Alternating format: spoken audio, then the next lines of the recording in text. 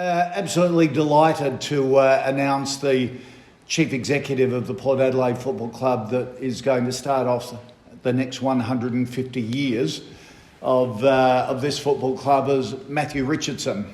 Richo, as you know, has been with the club 20 years now, hasn't it? As General Manager of the Port Adelaide Magpies, and then has been our Executive General Manager for a number of years as well. And while we did an extensive search of the sports administrative community throughout the country, it was decided that Richo was the best option. I must admit, for us it is, I think, arguably the most important appointment that a football club can make is a chief executive.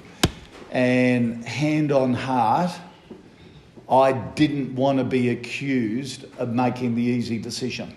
And in fact, probably I was the biggest critic of appointing Matthew Richardson, because I thought I'd be accused of that. And of all the candidates that we kept interviewing, we subconsciously kept benchmarking them against Richo, and couldn't find anyone who was better. I still doubted myself on that decision, so we hired the executive sports recruitment consultancy that Andrew Demetriou runs, the former chief executive of the AFL, and said, hey, scour the sports community for the best possible candidates, and also put Richo through the ringer and see what he's made of.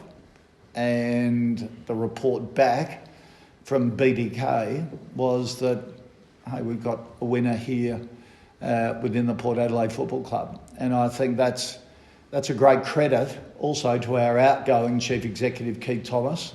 In business, people always say the true measure of a chief executive is in the calibre of the successor that succeeds them and continues on the legacy. And it is Matthew Richardson. So absolutely delighted with the appointment going forward. Richard? Thanks, David. Thanks, everyone. I'd like to thank David and the board for entrusting me with this great opportunity to be the Chief Executive of the Port Adelaide Football Club at a really exciting time for our club. If Port Adelaide fans and supporters should be really excited about where their club's at right now, and to be the Chief Executive at that time is really significant, and I'm thrilled. It's symbolic that we're announcing it today in this room. I walked into the Port Adelaide Footy Club almost 20 years ago, February 2001, into this room. It was a celebration function when the Magpies were actually celebrating the fact that they were allowed to train one night a week back at Alberton Oval after being banished down to Ethelton for 6 or 7 years. So to be here still 20 years later and to have the great privilege of being the Chief Executive is a huge honour, something that comes with great expectation. And that's the great thing about Port Adelaide, is you need to embrace that expectation. The expectation doesn't come from anywhere. It lives here. It's been here for 150 years, and that's the really exciting thing about our footy club. But as I said, I'm thrilled and really excited about the opportunity, and can't thank the board and board enough for the opportunity. All right, happy to take questions. When you first came to the club, was it always a dream to be the chief executive? No, it was not at that stage. Absolutely not. My career at Port Adelaide has really been 3 or 4 year projects. I was on the SNFL side until 2009. Moved across to the AFL club. Was involved in putting the club back together. The journey to Adelaide Oval. Then membership became a focus. So sitting here today. In a way, I've done a 20-year audition, and each one of those projects has actually been for a reason. And then I guess COVID came along in our 150th year, and probably what that did for me through the year was like every sports team around the world, they recognised that its fans and its supporters and its members really at the heart of its club, and And that's something that I've always been really passionate about. I've been fortunate because I've learnt that from the ground up, and I think that's one of the things that makes me the right person now, is that that understanding and that knowledge and the ability to be able to connect the Port Adelaide community, every single level, that's internally but also externally. There's this powerful force that sits around Port Adelaide, and I think after our 150th year showed that under extraordinary circumstances. You look at what happened with our membership and merchandise was extraordinary. Our partners connected. There is a powerful force if you can actually unite it, and I feel like it's taken Port Adelaide a fair while to get to this point, but I honestly believe we've got a unique opportunity now to capitalise on that. David, they say success leaves clues. When you talk about some of the benchmarks and other people that you marked against Richo, can you just talk a little bit about what made him the standout, and what were some of those measures that you saw him excelling in? Yeah, it's really a connection piece. We talk about the connection within the football department this year and winning the hearts and minds of our players. It's a connection piece, unifying the club as well, an understanding of our DNA, the different stakeholders in a club that's 150 years old with enormous traditions, but balancing that tradition and that success with the future, being innovative, being thinking outside the square. It's a really tricky balance, and when we were talking to a lot of the candidates, great business people, coming from great backgrounds, not only in football but in associated sports industries, and it was understanding that balance of the uniqueness of a club. And as Andrew Demetriou counselled, he said, look, you've got a bit of momentum at the moment. You can't afford somebody to take a year or two to settle in. You've got to have someone that's match fit to take on the role and to take on that momentum. And that's why it was important to get an outside opinion, because, this job defines a football club going forward. And our key metrics have been about stability, about high performance, about achieving big goals. And Richo fits that. And Richo pitched for the job and was really impressive in terms of the pitch. What was it about the pitch that was so impressive? What was impressive about the pitch was that commitment to our heartland and to who we are at Port Adelaide, but also that vision of what we can continue to be. Now, love or hate Port Adelaide, as a club, we've been innovators throughout our entire history, often to our detriment, because we think so far out of the square that we have that ability to give it a go, make a mistake, come back and do better.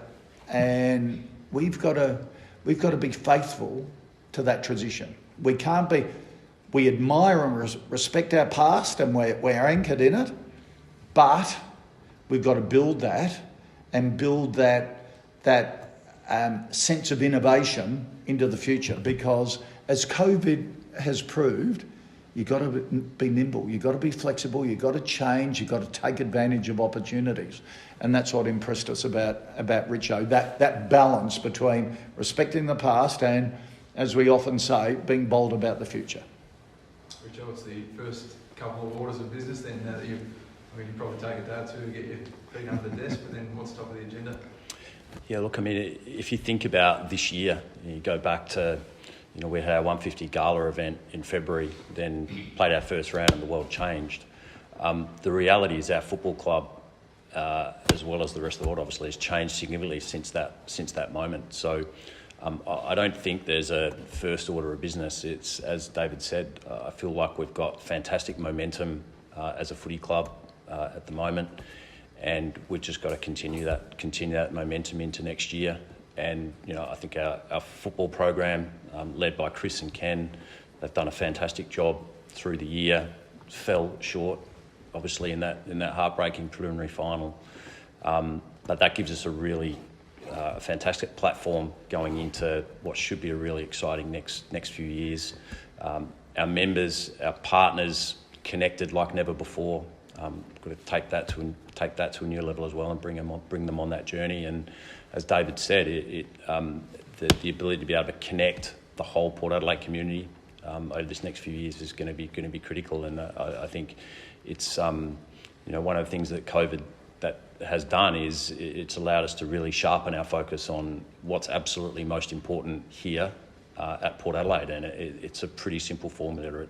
We're here to win footy, have members that love us, and partners who are connected to that. And if we do those things and do those things well, it's going to be pretty exciting. If we can hit on a few hot topics, where do you sit on how important it is to renegotiate Ken Hinkley's contract? Yeah, look, I've spoke with Ken and Chris, and one of the things I've learnt pretty quickly is Ken doesn't like commentary about his contract, so I'm probably not going to add to that. All I would say We just come from lunch with Ken and Chris and Tom Jonas, the five of us, and Ken goes, if you talk about my contract, I'm going to kill you. Ken's contracted for next year. He doesn't like talking about his contracts. We've always said, when the year's finished, we'll talk about it, and we will. He's committed to this group. He's committed to you and the organisation, and that's the most important thing for us at the moment. It's stability.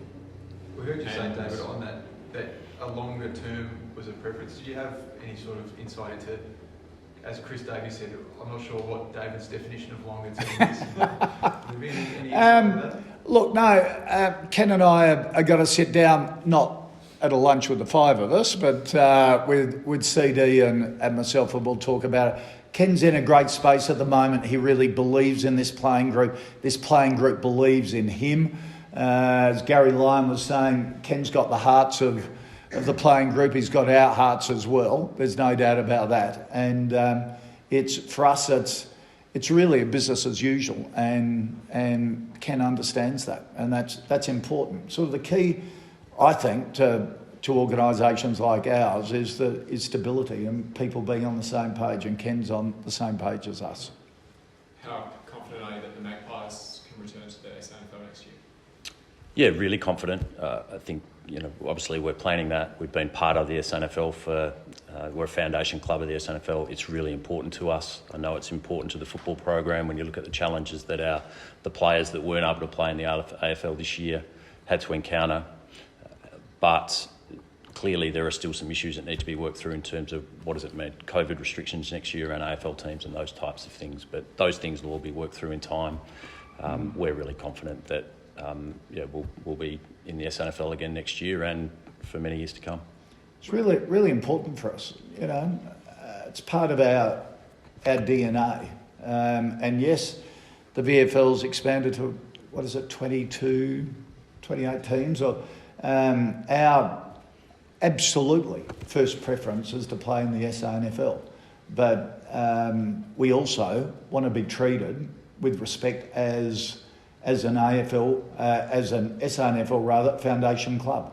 Our priority is to play in the SANFL, but we want the respect that comes with being a foundation club, because we are part of South Australian football, and that's by far our first preference. Can you elaborate on that in terms of the respect? What did you mean by that? In terms of rules and restrictions, in terms of a level playing field on which we play in. That's all we want at the moment. It's a great competition, and we love being part of it. Do you feel like that hasn't been forthcoming in the past? Look, there's been some issues in terms of restrictions on us in playing with both AFL clubs, with both the Crows and ourselves, and neither of us have won an SANFL premiership in a number of years, so it's not as if we're totally different, and this ogre that comes into the competition, but we just love playing it. It's us. We think we add a lot to the sample competition, it's part of our DNA as a club. Richo, another one that the fans will be hanging on is the prison bars and the showdowns and where that sort of sits. Absolutely. Obviously, it'll take a bit of time to look at that, but that is a priority for you? Yeah, it's definitely a priority. I think, as we've said all year, it's important to our people.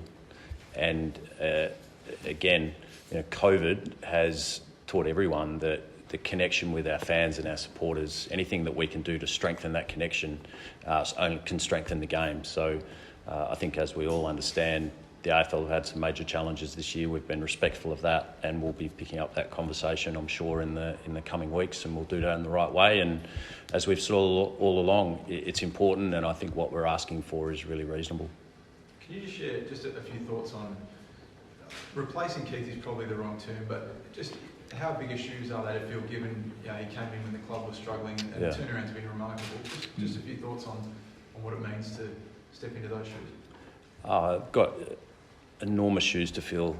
If you think about where the club was at in 2011 when Keith walked in and I was here, and the things that have happened since that point. There's been so many competing forces. There was one club that was getting to Adelaide Oval. Keith deserves a lot of credit for rebuilding the football program, reinvesting in football, bringing Ken in. Darren Burgess came in. And we talked a lot about making sure that when we got to Adelaide Oval, we got to Adelaide Oval in great shape with momentum, and that's all on Keith. You think about football at Adelaide Oval changed football in this city forever, and Keith did an amazing job there. But then commercially, we didn't shoot the lights out, so we had to look at ways to grow our business in other ways. China came along. To think that we're the first Western sporting team to play a game for points in China is incredible, and I think about the challenges behind the scenes in getting that up. It's been incredible, and you think about where our club is positioned right now to have the great fortune to be able to follow Keith and look at the position the club's in. I don't think the club's ever been as united as it is. Our football program is in great shape. Our members are as connected, as engaged as they've ever been, and then commercially we're really strong. I couldn't be more thankful. As I said earlier, I've been so fortunate to work with some great leaders. Keith, Mark Haseman before him, Paul Belton when I first came here. The boards through that period also had to deal with some amazing challenges, which are really. That's where I feel like 2020 is the moment where it actually all comes together, and it gives us the chance to create something really special moving forward. Port Adelaide's done some amazing things over 150 years. The challenge for as the current custodians at Port Adelaide is now to create an era of greatness in the AFL era for Port Adelaide, and Keith has played a major role in setting that up for us. So I couldn't be more grateful. Has he given you any specific advice on the way out? Have you had a one-on-one with him? I think he sent me a text this morning, and it was just hang on for dear life. So I appreciated that. But look, I'm sure I'll still be in really regular contact with Keith. He's a really important part of the Port Adelaide Football Club, has been and always will be moving forward. So I'll absolutely stay connected to Keith, and he'll be, whatever happens from here forward, he'll be a big part of that also. China was a huge move for the club. Do you guys have any idea of when the club will be back there? No, it certainly won't be 2021, I would suspect. But remember the China strategy really was based on not having a game initially in China. It was all about building a relationship with Chinese businesses that had business operations here in Australia and sort of bridging the cultural gap. The game really grew out of the success of that, and it was almost a way of saying to China, we respect you, thank you for being involved in us. So while the game is on pause, the China strategy certainly is not on pause. We have a full-time employee, a business development executive based in Shanghai still, and will remain there. So,